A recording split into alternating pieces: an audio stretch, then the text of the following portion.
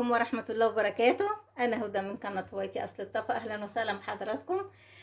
طبعا بقى علشان بقالنا فترة كبيرة ما عملناش حلو، فطبعا إن شاء الله النهاردة هنعمل لكم حاجة جميلة قوي وكل الناس بتحبها والأطفال والكبار.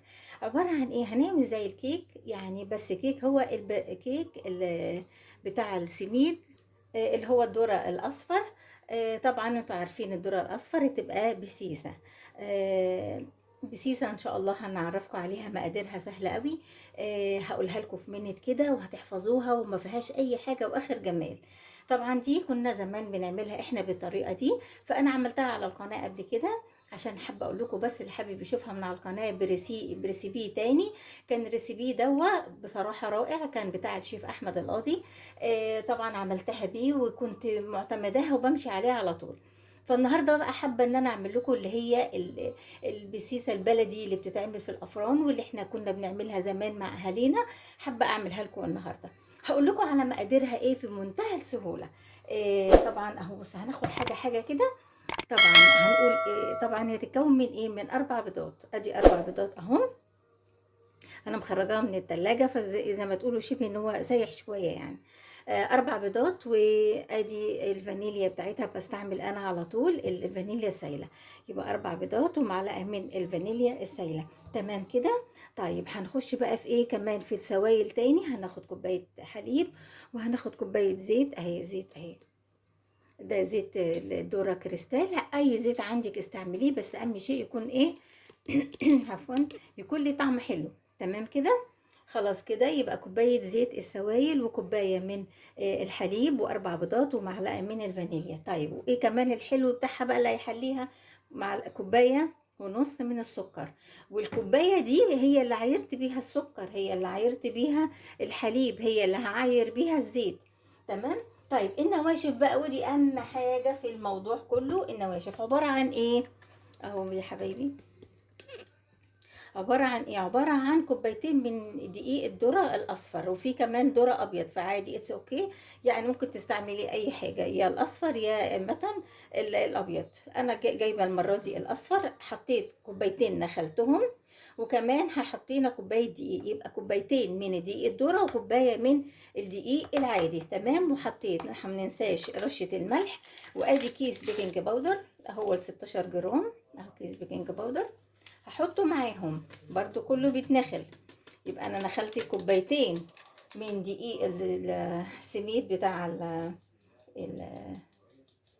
اهو كده. شايفين؟ بصوا بصوا بصوا عشان اوريكم بس حاجه في الاخر كده.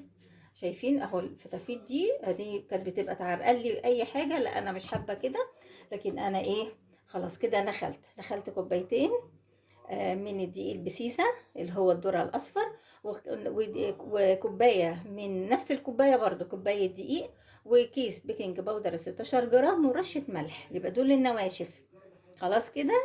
طيب هنعمل بقى؟ هنقلب بقى كل المحتويات دي مع بعض علشان يبقى مفيش ذرة أصفر لوحده ولا ذرة أبيض لوحده ولا بيكنج باودر متوزع في حتة لوحدها. ليه؟ لان احنا هنضرب الحاجات دي على ايدينا المره دي. انا مش هستعمل النهارده العجين، انا هعملها لكم بمنتهى البساطه. هستعمل ايدي يعني بالمضرب العادي اهو. شايفين؟ بصوا لونها اهو، ده ذره اصفر اهو. وحطيت معاه كمان الكوبايه الذره، كوبايه الدقيق الابيض بتاعنا العادي، جميع استخدامات. وكمان حطينا كيس بيكنج باودر وذره من الملح، وكله اتنخل. انا بحفظها لكم عشان تبقى سهله معاكم قوي. نواشف اهي، البيض اهو، وكوبايه لبن وكوبايه زيت، مفيش زياده عن كده اي حاجه. تمام. طبعا علشان انا هخلي دول على جنب دلوقتي اهو، السكر واللي انا نخلته مع بعض. طيب هنستعمل هنستعمل بقى بوله من دي، وهنبدا نحط ادي البيض ال4 بيضات اهو. الدنيا حر طبعا، فالبيض بيبقى سايح اهو. 4 بيضات. وكمان هحط معلقه صغيره اهو من الفانيليا. ادي معلقه علشان الزفاره. تمام كده احنا بس بنقلبهم كده، وبعد كده ايه اعملهم بالمضرب علشان شبه ان هو ايه لونه يعني يعمل شويه زي كده يعني. هبدا اضرب بقى فيه شويه كده كده حبايبي. بقى انا قعدت اضرب فيه كده بالمضرب العادي اهو قدامكم، ما ضربتوش انا بالمضرب الكهربائي ولا حاجه، عشان ابين لكم يعني السهوله بتاعته قد ايه. اهو حبايبي شايفين، بصوا بقى اعمل رغاوي كده وبيدي افتحي شويه. طبعا هعمل ايه بقى، هحط السكر اهو، السكر اهو كوبايه ونص، لان دول الثلاث كوبايات دقيق. اتنين من الدقيق، واحد كوبايه من الدقيق العادي واتنين من دقيق البسيسه. شايفين اهو، هفضل بقى اضرب فيه كده لحد ما احس ان هو داب اهو كده حبايبي. بقى شايفين قعدت اضرب فيه لحد ما حسيت كده ان لونه برضو افتح تاني، وكمان يكون السكر داب شويه. هبدا بقى احط ايه، هحط بقى الزيت اهو، وهنحط اللبن، بس انا هنزل بالزيت الاول اهو.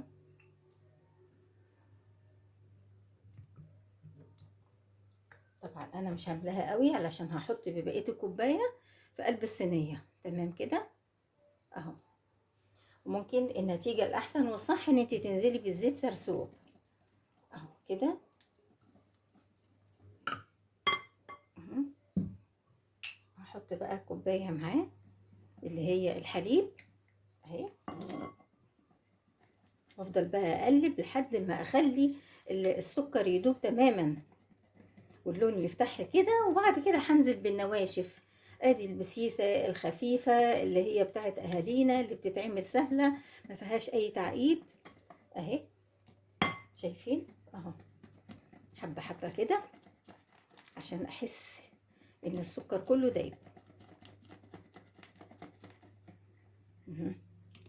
ادي الكوبايه، بقيه الكوبايه.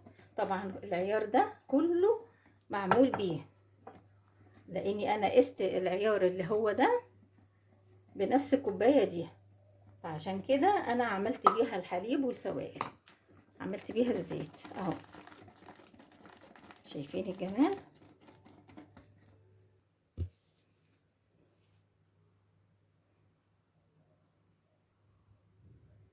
كده حبايبي. بقى خلاص، عفوا،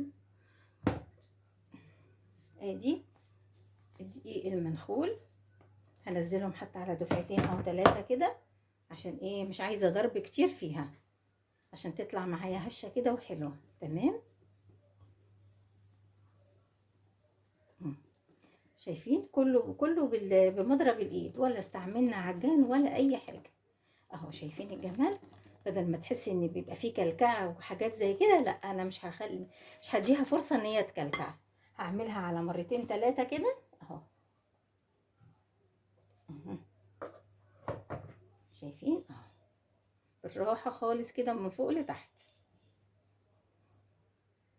ادي تالت دفعه اهي حطيتها اهو. شايفين كده اهو من تحت لفوق كده، عشان ايه ما يبقاش فيه اديش يعني كلكع لقلب البسيسه ولا حاجه اهي. بصوا اهي، شايفين مفيش كلكعه ولا اي حاجه. ليه؟ لان حطيتها على دفعات، لكن لما تحطي الدقيق كله مره واحده بيكلكع، بتحسي ان فيه بلورات كده من تحت بتبقى معاكي. شايفين الخميره البيكنج باودر عمل ايه، بدأ يدي بقى فقاقيع اهو زي ما انتم شايفين كده. ان شاء الله النتيجه هتطلع حلوه بامر الله. طيب كده خلاص، شايفين اهو اخر سهوله واخر جمال، ولا في حاجه مكلكعه ولا اي حاجه، ما ضربتش كتير. خليها على جنب كده، وهجيب الصينيه اهي اللي هي تعتبر ايه الالومنيوم دي، يعني احسن حاجه في التسويه. هدهنها، انا مش هخبي عليكم، انا هدهنها سمن وهدهنها زبده بتاع ده، سمنه وشويه زيت بسيطه. السمنه عشان ما تتحرقش، عشان تدي بس طعم حلو، وشويه بسيطه من الزيت عشان ما يكونش ليها لون غامق من تحت. تمام كده، هدهنها واجيلكم. كده حبايبي خلاص انا دهنت زي ما انتم شايفين كده. حطيت بسيط من الزيت حوالي كده معلقتين، وحطيت الباقي سمنه بلدي. ليه؟ عشان انا عايزه بس ايه طعمها بصراحه يعني ايه يبقى كده ايه مميز وجميل. طيب خلاص كده هقلب كده بقى اهو. وهبدأ احط الخليط كله اهو.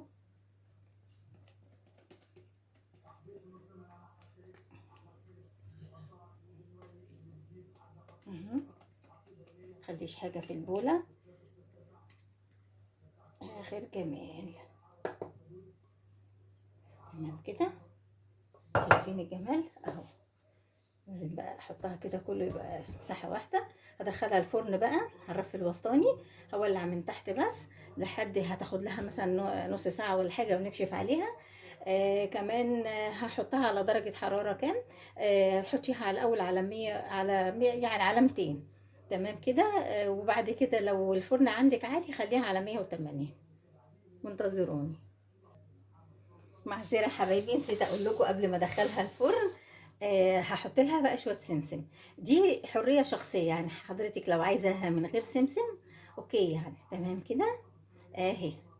تطلع بقى كده وانت بتقطعيها تبقى فيها سمسم جميله قوي كده حبايبي. بقى خلاص انتوا شايفين الصينيه طلعت صينيه جميله اهي. شايفين الجمال. بصوا انا قطعتها بس هي لسه برضو ما زالت يعني ايه، ما زالت سخنه. تمام كده. هنبدا بقى ايه، احطها كده في اطباق، يعني اللي عايز قطعة كده اهو. يا جمال ويا جمال ويا جمال، يا جمال ويا جمال ويا جمال. شايفين الجمال؟ بصوا اهو. احطها هنا. بصوا الجمال. بصوا بصوا بصوا بصوا. شايفه طريه ازاي؟ زي الكيكس بالظبط اهي. شوفوا بصوا طريه ازاي وجميله ازاي. ان شاء الله هتبقى جميله بقى، ولا بتشرق ولا اي حاجه. تمام كده. ادي قطعه وادي قطعه تاني اهو. هي طبعا لسه سخنه، المفروض ما تتقطعش وهي سخنه اهي. شايفين الجمال؟ بصوا. ايه رايكم بقى؟ الريحه بقى مش قادره اقول لكم يعني بصراحه. بصوا بقى الجمال. بصوا بصوا بصوا بصوا بصوا. يا سيدي يا سيدي يا سيدي يا سيدي. شايفين؟ بصوا حاجه اخر جمال وحلاوه اهي. جميله قوي. الله، روعه روعه. عايزه بقى كوبايه شاي، مفيش بعد كده بقى.